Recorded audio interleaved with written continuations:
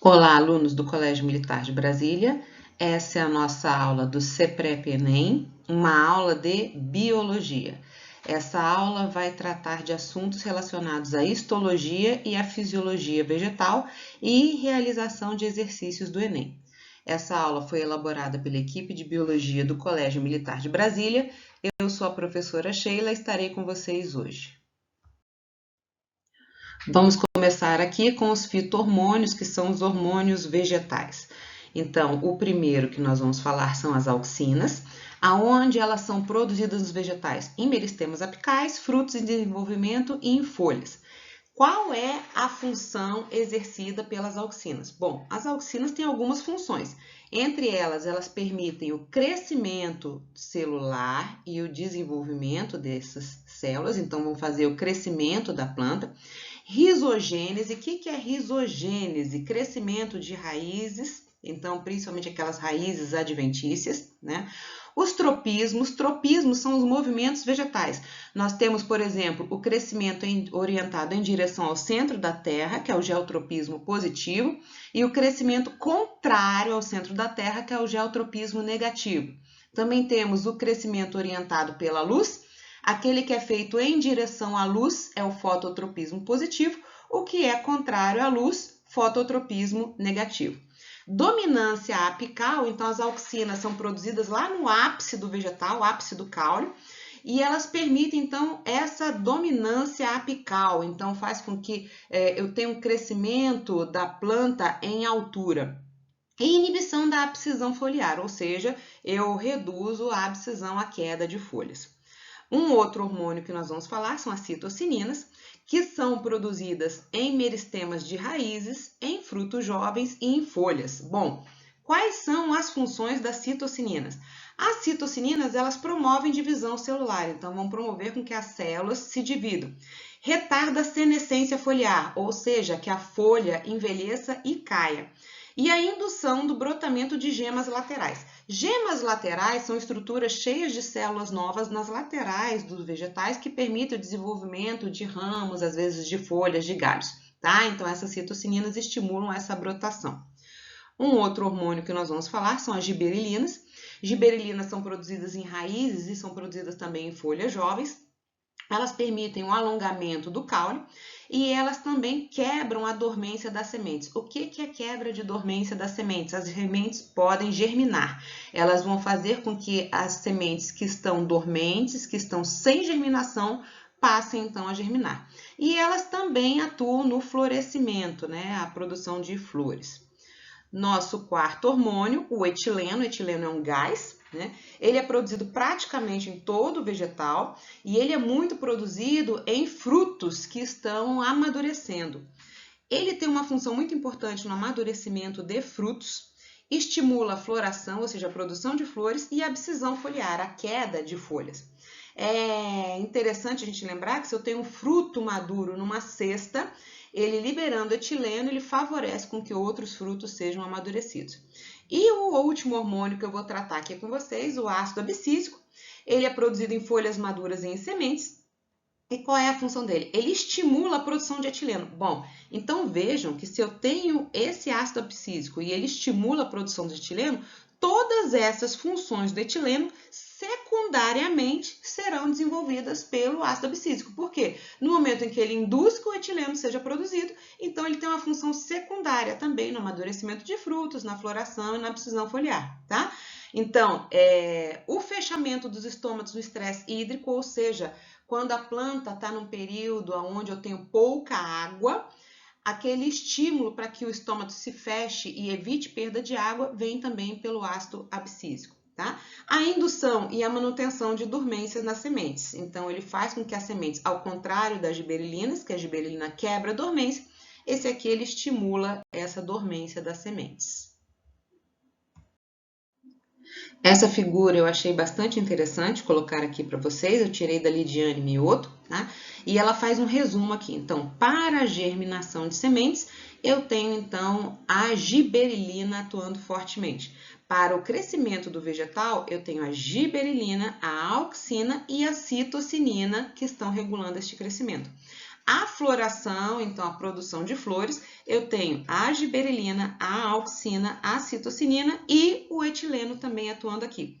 Para a frutificação, então produção de frutos, eu tenho a giberelina, tenho a auxina, tenho a citocinina e tenho também o etileno.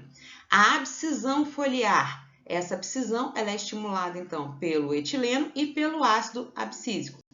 E a dormência das sementes, vejam, ela é aqui, quem age nela é o ácido abscísico. Aqui eu tenho uma figura representando o corpo do vegetal e demonstrando então os órgãos vegetais. Essa minha figura, neste caso desta figura, é dividida em duas partes. Uma parte que chama então a porção aérea, é aquela que fica por cima do solo, que no caso desta figura eu tenho o caule, aqui ereto, tenho as folhas, ramos e tenho as flores aqui. Lembrando que nem todo vegetal é desse jeito. Existem vegetais que possuem caules subterrâneos, ok? Abaixo do solo, eu vou ter então aquela minha porção subterrânea, que neste caso desta figura é representada por um sistema radicular. De novo, lembrando, há vegetais que possuem raízes aéreas que ficam por sobre o solo. Observando este desenho aqui, eu vejo que há uma raiz principal, um eixo principal aqui na minha raiz, e existem raízes secundárias laterais aqui presentes na parte do subsolo. Qual é a função dessas raízes? De forma geral, as raízes têm duas funções bem importantes: fixar o vegetal no solo e absorver água e sais minerais. No caso desse desenho aqui, a gente percebe uma cor azulada representando então a água e os sais minerais que são absorvidos por essa raiz e que correm aqui pelo interior do caule, atingindo os ramos e as folhas desse vegetal. Essa água e esses sais minerais, então, eles compõem a minha seiva bruta e ela vai correr mais na parte interior do caule por meio de vasos condutores que eu chamo de xilema. Nas folhas, eu vou ter, então, a ocorrência de um processo chamado fotossíntese. A fotossíntese é a transformação da energia luminosa em energia química. E aí, então, essa energia luminosa que vem aqui é absorvida pelo vegetal e aí ela vai converter essa energia luminosa em energia química, que é a glicose. Essa minha seiva elaborada pós-fotossíntese vai descer por vasos mais periféricos ao caule do vegetal. Esses vasos condutores mais periféricos são chamados de floema. E então essa seiva elaborada chega até as raízes, aonde vai ocorrer a nutrição das raízes. Aqui, essa porção da flor, ela é responsável pela porção reprodutiva do vegetal, é aonde eu encontro o sistema feminino e o sistema masculino. Então, aonde eu vou ter a produção de grão de pólen no sistema masculino, onde eu tenho filetes e anteras. Nessa antera, o grão de pólen produzido, ele pode cair e fecundar o sistema feminino da própria flor, é um caso de autofecundação, ou ele pode ser transferido via agentes polinizadores, e aí nós temos vários agentes polinizadores, podem ser aves, podem ser mamíferos, podem ser insetos, pode ser o vento. E aí esse grão de pólen chega então em outras flores, nesse caso eu tenho a minha fecundação cruzada, chega na porção feminina, onde eu tenho o estigma, estilete e o ovário, e ali ocorre então a fecundação do gameta feminino. Aqui nessa minha porção terminal, eu vou ter então alguns tecidos, principalmente tecidos meristemáticos, tecidos ainda com características não totalmente diferenciadas, aqui na ponta bem diferenciadas depois ao longo do tempo, porque lembrando que o vegetal está crescendo neste sentido, então eu vou ter células amadurecidas e já mais diferenciadas conforme eu percorro o corpo do vegetal mais para baixo. Bom, então aqui na pontinha, os meus meristemas primários da planta, o que eu vou ter? Pelo lado de fora, eu vou ter aqui uma protoderme. Um pouquinho mais interno, eu tenho o procâmbio, tá? E depois eu tenho um meristema fundamental que vai fazer um preenchimento. Essa minha protoderme, ela vai formar então um tecido de revestimento do vegetal. O meu procâmbio, ele vai formar então o câmbio vascular e posteriormente depois vamos a xilema e floema. Tá? E o meu meristema fundamental, ele pode também se diferenciar ou continuar com o meristema fundamental, fazendo um preenchimento aqui do meu vegetal.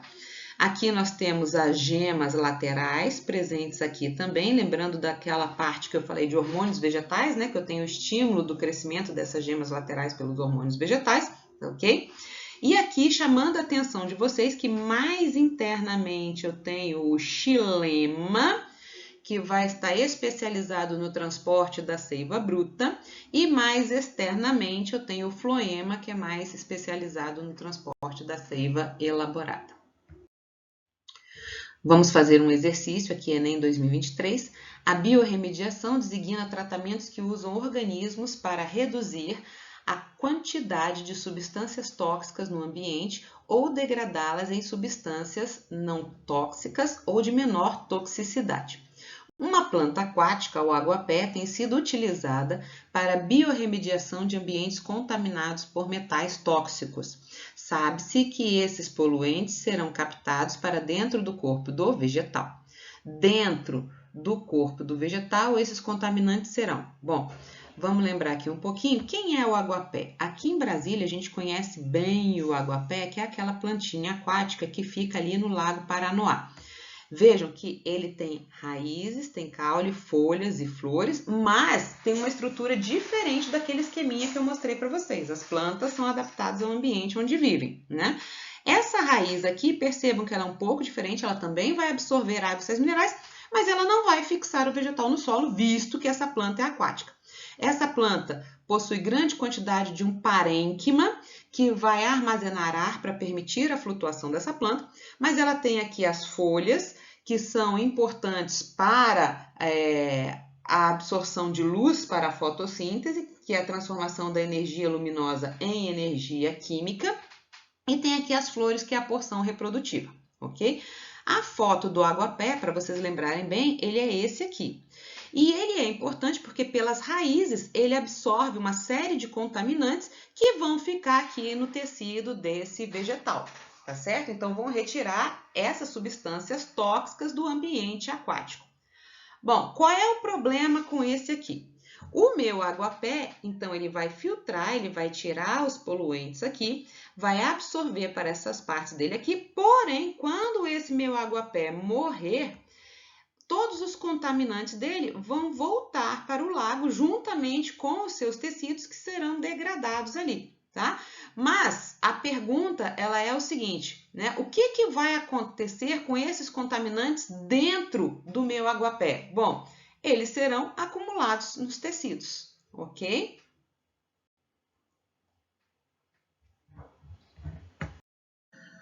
Próximo exercício, também do Enem 2023. Barbatimão é o nome popular de uma árvore cuja casca é utilizada para fins medicinais. Essa casca é constituída principalmente de dois tecidos vegetais, periderme e floema. A extração da casca tem levado à morte de muitos indivíduos dessa espécie, quando o corte retira o anel completo ao longo da circunferência do tronco. Aqueles que têm parte da casca retirada sem completar essa circunferência podem sobreviver. A morte desses indivíduos, decorrente da retirada do anel completo da casca, é provocada pela interrupção da. Então, vamos ver aqui, ó, umas figurinhas do barbatimão para vocês conhecerem. É uma planta que é característica aqui do nosso cerrado que ocupa o Planalto Central aqui do Brasil. Então, aqui uma visão da planta. Aqui nós temos uma visão da folha, uma folha composta, tá? Vários folíolos aqui presentes. E aqui a casca da árvore. Então, a casca da árvore, ela é utilizada para chás, né, como produção de uma substância adstringente. Então, ela é utilizada pela população aqui, a retirada dessa casca. Bom, então o exercício fala que a retirada da casca retira a periderme e o floema. Vamos dar uma olhada nessa figurinha aqui e relembrar o que eu já falei com vocês. Esse tipo de raiz aqui, é lógico que existem diferentes tipos de raízes, mas essa raiz representada aqui, ela tem por função fixar o vegetal no solo e absorver água e sais minerais. Essa água e sais minerais vão passar aqui internamente pelo xilema e vão até as folhas. Nas folhas ocorre o processo de fotossíntese, que é a transformação da energia luminosa em energia química. E aí, então, eu vou ter a produção da minha seiva elaborada. Essa seiva elaborada desce aqui na parte mais periférica do vegetal, onde eu tenho, então, o floema, e aí eu tenho essa seiva elaborada chegando às raízes e permitindo, então, a nutrição dessas raízes, ok? Se o que ocorre é a retirada do periderme, então este anel aqui está mostrando nessa figura um corte do vegetal, então aqui ó, eu tenho xilema, aonde eu tenho a minha seiva bruta subindo, e aqui o floema, onde a minha seiva elaborada vai descer até as raízes. Vejam, este anel retirou a periderme, que está revestindo a planta por fora, e o floema. O que vai acontecer então? Vai interromper essa descida da seiva elaborada em direção às raízes. Vejam, nesse esqueminha aqui mostra o anel completamente retirado e aqui mais inchado, por quê? Porque a minha seiva desce e não continua. Vejam, se eu não tenho, então, ó, aqui uma figurinha mostrando a retirada completa do anel, as minhas raízes não recebem essa seiva elaborada. Se essas raízes não recebem a seiva elaborada, essas raízes acabam morrendo por deficiência de nutrientes. O exercício fala que quando a casca não forma um anel completo, a planta continua. Por quê? Porque aí eu vou ter partes onde o floema continua ativo e partes onde ele não está ativo. Mas quando o anel é retirado completamente, a planta fica toda sem atividade ali. Então, afeta a nutrição dessas raízes. Questão do Enem 2021. O plantio por estaquia é um método de propagação de plantas na qual partes de um espécime são colocadas no solo para produzir novas gerações. Na floricultura, é comum utilizar o caule de roseiras para estaquia, pois a propagação da planta é positiva em razão da aplicação de auxinas na porção inferior do caule. A utilização de auxinas no método de estaquia da roseira contribui para... Bom, então vamos dar uma olhada aqui na figurinha. Aqui eu tenho uma figura de estaquia para vocês verem, né? Eu retiro uma porção do caule e aqui eu tenho já a minha planta brotando. Não consigo ver aqui, mas eu já tenho as raízes e aí as plantas brotando aqui, as folhas, os ramos brotando aqui em cima.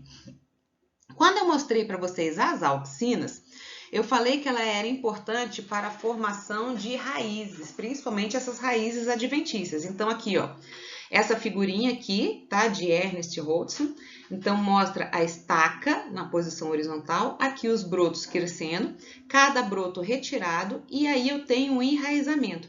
Para que ocorra esse enraizamento, eu coloco, então, auxinas na água.